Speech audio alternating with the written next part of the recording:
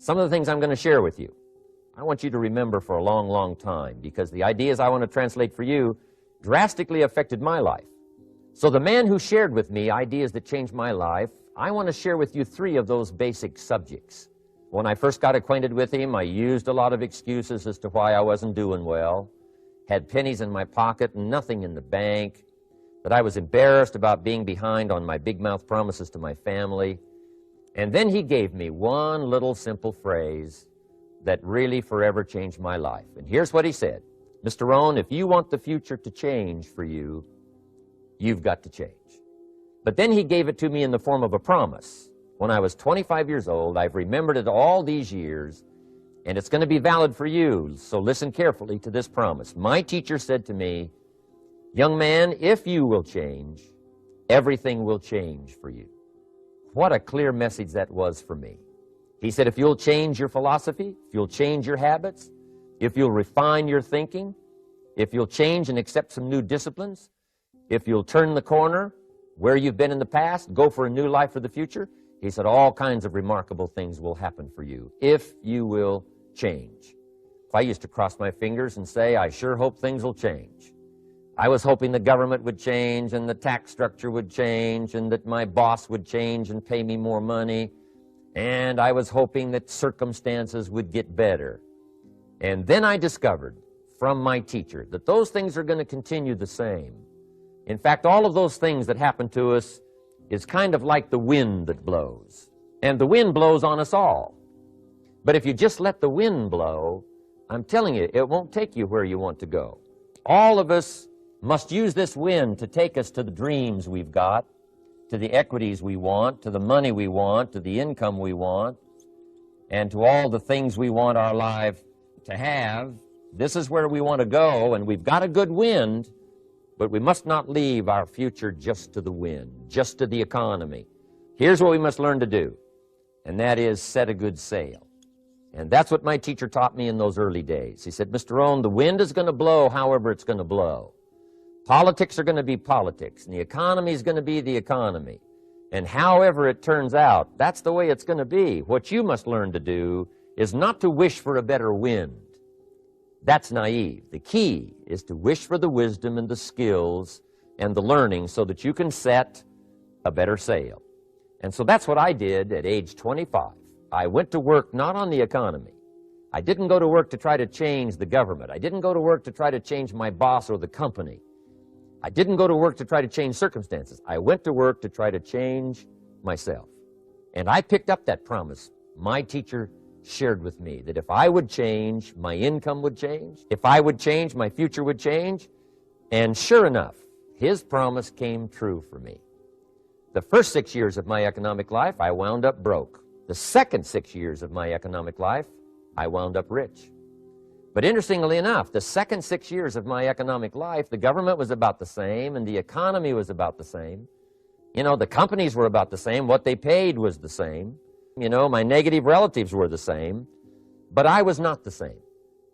That's how my life changed. And that's how things started working for me, changing my life all those years ago. So that's what I wanted to share with you to begin with. And so he broke it down into 3 subjects that really made an impact on my life, and I want to share those with you. The first subject he called personal development. And the second subject he called setting goals. And the third was how to become financially independent. And I'd like to give you just a few clues from those 3 major subjects that so dramatically affected my life. And let's get started. The first one is personal development. Now, in illustrating personal development, Mr. Schoaf, my teacher, started with money. Here's the best lesson I can give you on economics. It's very simple. We get paid for bringing value to the marketplace. Now, it takes time to bring value to the marketplace. However, we do not get paid for time. Mistakenly, the man says, I'm making about $20 for an hour. Not true. If that was true, you could just stay home, right, and have them send your money. So that's not true. We don't get paid for time. We get paid for value brought to the marketplace. Now, since that's true, here's one of the key questions of my talk to you today. Is it possible to become twice as valuable to the marketplace and make twice as much money in the same time? The answer is yes. Could you become 3 times as valuable as you might be right now to the marketplace and make 3 times as much money in the same time? And the answer is yes. 5 times, 10 times? Of course. Now, there's some key questions to ask here. Why would the marketplace pay someone only $5 an hour? Very simple answer. They're not very valuable to the marketplace. Now, we must underline to the marketplace. This person might be a very valuable brother, yes. Member of the family, valuable, yes.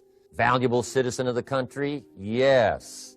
Valuable in the sight of God, no doubt. We're all of equal value in the sight of God. But if you're not very valuable to the marketplace, you don't get much money. But here's the key. You don't have to stay here.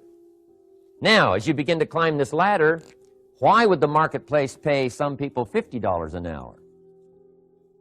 Answer, evidently, they must be more valuable to the marketplace.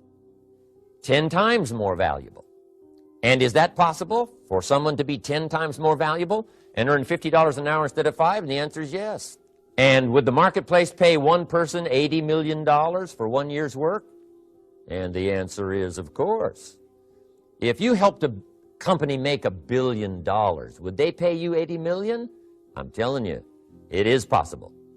It's possible for all of this to come true for all of you, no matter where you start. As a student in school, just getting started out there in the workplace, this is all possible for you. Now, Mr. Schoaf gave me the clue on how to climb this ladder as high as I wanted to climb. Now, we're talking primarily economics here. There's a lot of other ways to become valuable to your family, valuable to your friends, valuable to the community. But here's what he said to me. In climbing this ladder economically, all you have to do is work harder on yourself than you do on your job. I kept hoping that everything else would change around me, found out that if I went to work on myself, worked on my skills, worked on my language, if I became better than I was each year, if I grew in skills and language and vocabulary, then I would become attractive to the marketplace.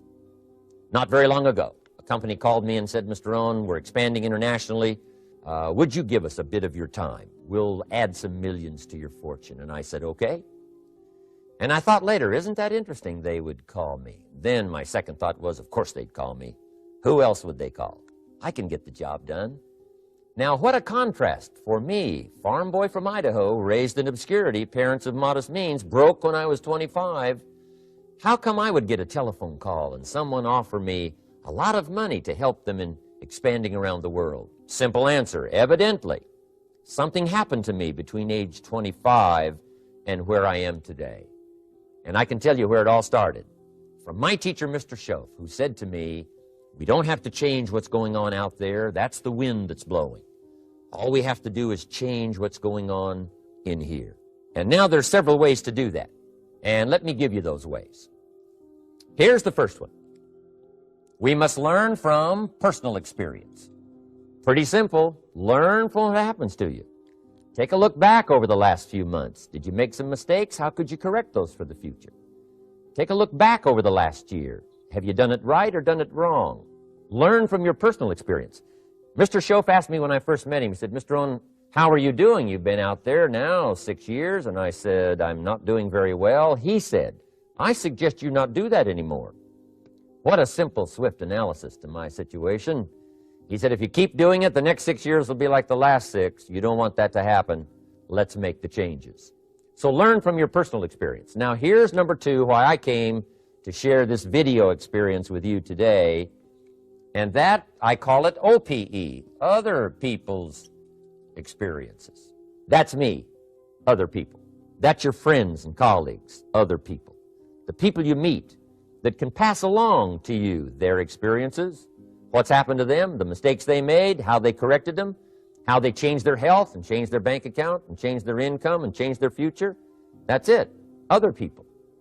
Now, there's 2 kinds of people to learn from. One is failures. It's too bad failures don't give seminars, right? That would be valuable.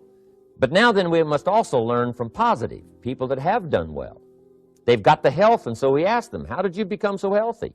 They've got the income, so we ask them, how did you get here in such a short period of time?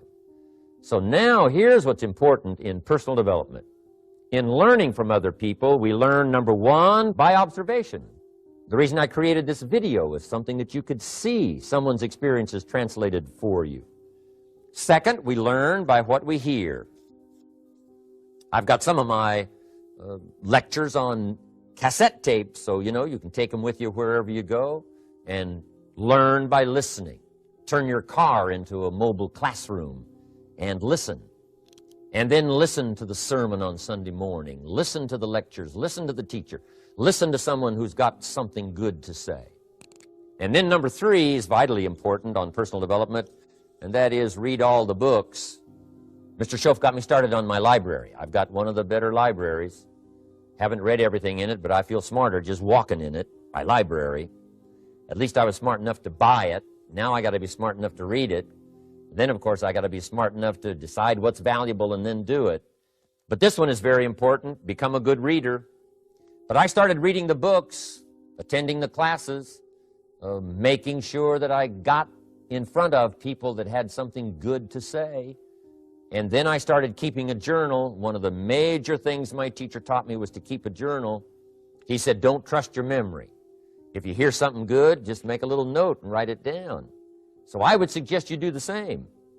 Work harder on yourself than you do on your job. Develop the skills. Learn the lessons. Take the classes.